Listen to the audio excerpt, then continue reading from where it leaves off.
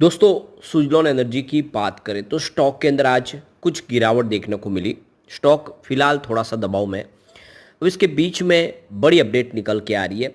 Suzlon energy की institutional investor meeting होने जा रही है और इस मीटिंग को ऑर्गेनाइज मोतीलाल ओसवाल के द्वारा किया जाएगा। तो कब है मीटिंग और इस मीटिंग का मकसद क्या, उसको समझने की कोशिश करेंगे इस वीडियो के माध्यम से। इसके अलावा कंपनी ने क्वार्टर वन की तैयारी कर ली है और इसकी जानकारी एक्सचेंज को दी गई है। कंपनी की तरफ से कहा गया है कि वो ट्रेडिंग विंडो को क्लोज करने जा रहे हैं सेबी के रूल्स के तहत।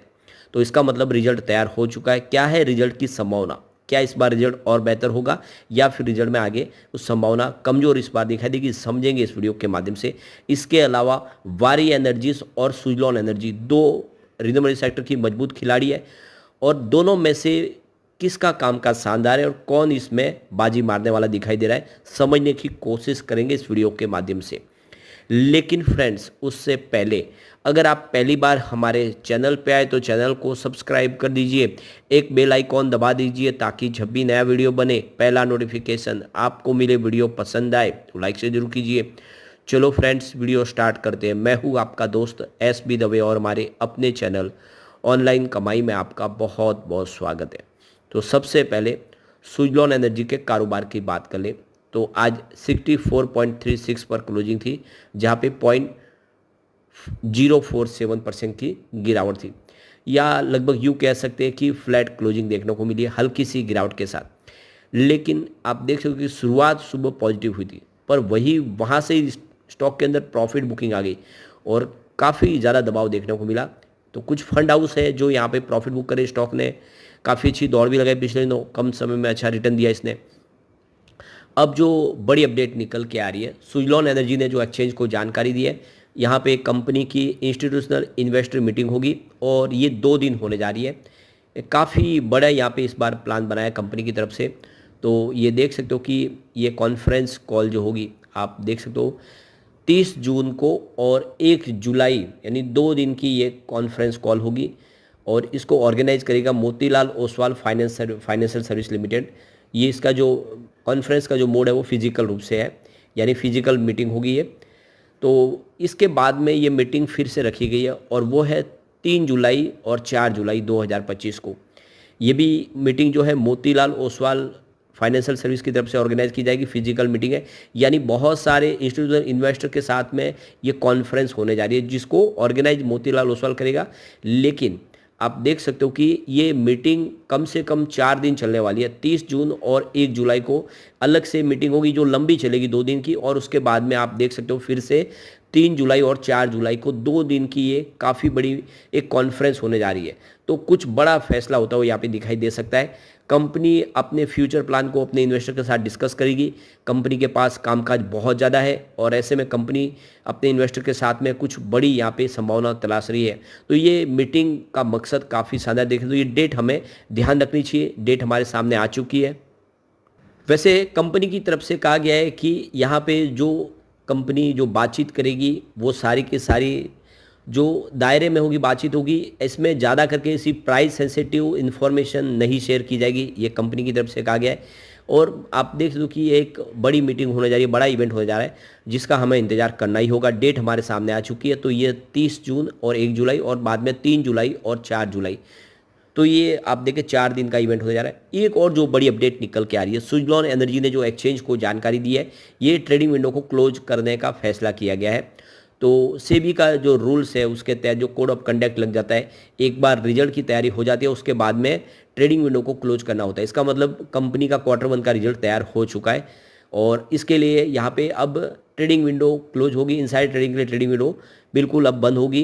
तो सेबी के रूल्स के तहत अब प्रमोटर ग्रुप से कोई भी ट्रेडिंग नहीं कर पाएगा, नहीं कोई प्रमोटर के अलावा जो बोर्ड ऑफ डायरेक्टर है वो भी ट्रेडिंग नहीं कर पाएंगे और कंपनी के एम्प्लॉयज़ के लिए भी ट्रेडिंग विंडो क्लोज किया जाएगा। तो ये सेबी का रूल्स है।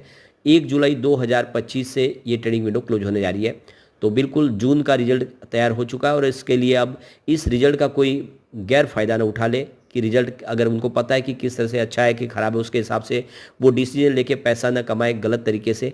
इसीलिए सेबी का रूल्स बनाए और उस सेबी के रूल्स के तहत ट्रेडिंग विंडो क्लोज की जा रही है। तो हमारे सामने डेटा आ चुकी है और ये ट्रेडिंग विंडो तो तभी खुलेगी जब कंपनी अपना रिजल्ट डिक्लेयर कर देगी। उसके 48 घंटे के बाद में ही रिजल्ट के बाद ये जो भी है ट्रेडिंग विंडो शुरू होगी और फिर कंपनी से संबंधित जो भी है वो ट्रेडिंग कर पाएंगे। अब रिजल्ट की क्या संभावना बनी, अगर हम पिछले 4 रिजल्ट को देखें क्या किस तरह से प्रदर्शन बेहतर हुआ है। अगर हम पिछले जून की बात करें तो जून में पिछली बार 2022 करोड़ का सेल्स बताया था कंपनी ने, और ये देख सकते हो कि मार्च में सेल्स बढ़ के पिछले क्वार्टर में 3790 करोड़ तक पहुंचा है। तो ज़बरदस्त सेल्स में वृद्धि हुई है, नो डाउट काफ़ी अच्छा बिजनेस बढ़ा है। अब खर्च की बात करें तो पिछले साल जून में 1652 करोड़ का टोटल कंपनी का खर्च था, जो मार्च 2025 में यानी पिछली बार 3096 करोड़ तक पहुंचा। तो लगभग खर्च दुगना हो गया क्योंकि उसी हिसाब से कंपनी का बिजनेस भी बढ़ा। अब बात करें ऑपरेटिंग प्रॉफिट की तो जून 2024 में 370 करोड़ का ऑपरेटिंग प्रॉफिट कंपनी ने बताया था, जो इस बार मार्च 25 में सीधा 693 करोड़ तक पहुंच गया, लगभग दुगुना हो गया है, जो इशारा कर रहा है कि सुजलॉन का कामकाज जबरदस्त बढ़ रहा है। यहाँ पे अदर इनकम की बात करें 23 करोड़ की अदर इनकम थी जून क्वार्टर में, जो मार्च में पिछले क्वार्टर में 35 करोड़ के आसपास थी। अब बात करें प्रॉफिट बिफोर टैक्स की तो जून 2024 में पिछले साल 302 करोड़ का प्रॉफिट बिफोर टैक्स बताया था, जो इस बार बढ़ के मार्च में पिछली बार का 551 करोड़ तक पहुँच गया क्वार्टर 4 में। तो प्रॉफिट बिफोर टैक्स में वृद्धि हुई है।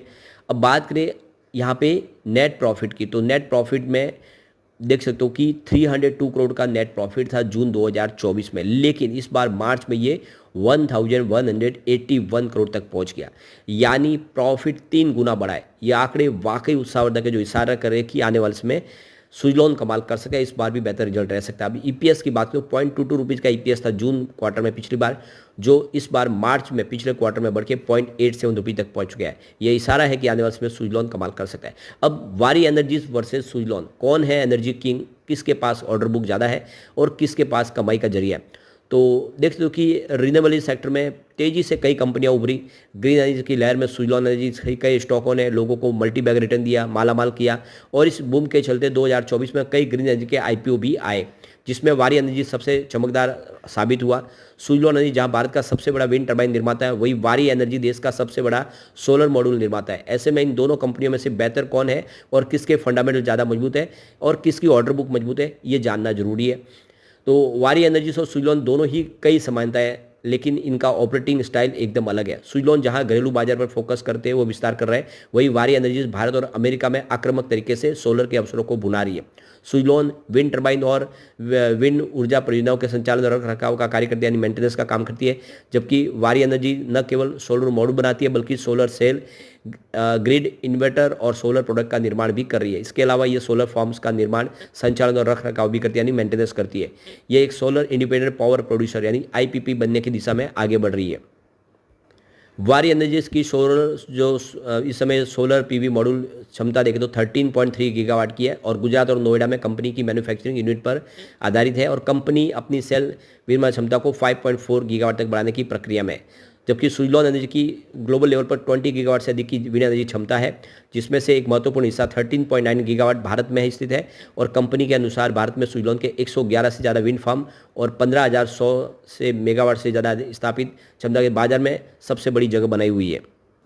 वो वारी एनर्जीज लिमिटेड की वेबसाइट के मुताबिक वित्त वर्ष की पहली तिमाही के अंत तक कंपनी की ऑर्डर बुक 200 मेगावाट से अधिक हो गई है। घरेलू डेवलपर्स और ईपीसी कंपनियों ने अपने उत्पाद और सेवाओं के लिए वारी एनर्जीज को चुना है। चूंकि भारत में सोलर एनर्जी सेक्टर में तेजी से वृद्धि होने की संभावना है, ऐसे में ग्राहक वारी जैसी स्थापित कंपनियों के पास अपना व्यवसाय बढ़ा रहे। मिंट की रिपोर्ट के मुताबिक सुजलॉन ने वित्त वर्ष 2025 की चौथी तिमाही में 573 मेगावाट की रिकॉर्ड तिमाही डिलीवरी हासिल की है, जिसमें वित्त वर्ष 2025 में उनकी कुल डिलीवरी 1.55 गीगावाट हो गई है। कंपनी की ऑर्डर बुक की बात करें तो 5.6 गीगावाट की ऑल टाइम हाई पर पहुंच गई उनकी ऑर्डर बुक, जिसमें अकेले S144 प्लेटफॉर्म में 5 गीगावाट को पार कर लिया है, जिससे भारतीय बाजार में उसकी स्थिति और मजबूत हो गई है।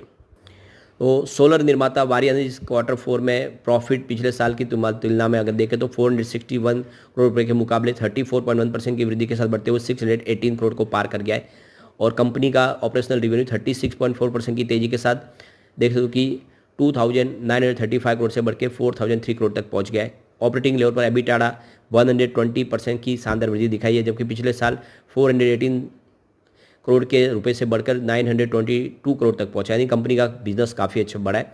सुइलॉन की बात करें तो Q4 में 365% का ज़बरदस्त जंप देखने को मिला है।